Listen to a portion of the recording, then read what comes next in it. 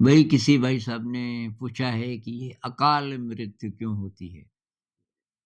अकाल मृत्यु का मतलब समय से पहले। कोई बचपन में ही मर जाता है, मान लीजिए 11-12 साल का था, पता चलता उसकी डेथ हो गई। कोई जवानी में 22-24 साल का था, तो डेथ हो गई।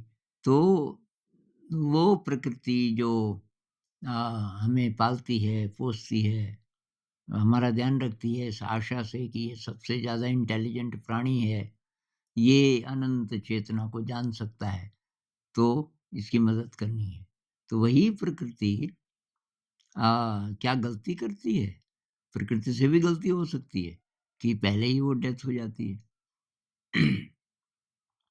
इसमें भई एक व्यू ऐसा है जो कि मुझे सही लगता है कि वो आत्मा बस कुछ लिमिटेड प्रोजेक्ट लेके आई थी कि भई मुझे इस जन्म में ये सीखना है। कहते हैं जब हम मर जाते हैं, तो तब तो हम आत्मा हैं, शरीर तो चला गया।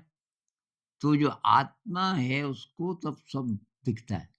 अभी-अभी वाला जन्म नहीं, पता नहीं सारे कितने जन्म जितने जन्म वो देखना चाहे पिछले, तो वो उसमें पैटर्न देखती है, ये कैसे-कैसे करके अ, ये जो इंसान है, जिसको इंसान बना दिया अब, तो ये कैसे-कैसे चलेगा? उसमें जो ये जो टेंडेंसीज़ है ना, जिसको हम मैल बोल रहे हैं जिसको संखार भी बोलते हैं मेरे ख्याल से बुद्धिज़्म में, तो उसको देखते हुए अ, कैसा जन्म चाहिए, अगला जन्म कैसा हो इसका।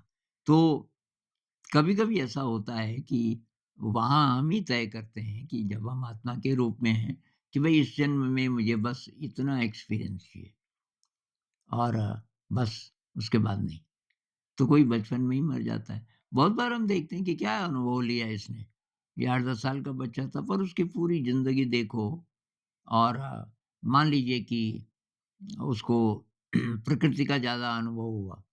हो सकता है पिछले जन्म में नहीं हुआ हो। जो भी उसने अनुभव लिए इस जन्म में, वो उस आत्मा के लिए बहुत ज़्यादा वैल्यूएबल थे और वो पूरा हो गया, तो अब क्या करना है यहाँ? अब अगला स्टेप पहले वापस चलते हैं इस शरीर को छोड़ देते हैं, फिर देखेंगे अब और मैल धोने के लिए कैसे एक्सपीरियंसेस लेने की ज़रूरत है। ये व्यू मुझे ठीक लगता है कि हम ही रिस्पॉन्सिबल हैं अ, अपनी ज़िंदगी के लिए भी और अपनी मृत्यु के लिए भी और पुनर्जन्म के लिए भी। नमस्कार।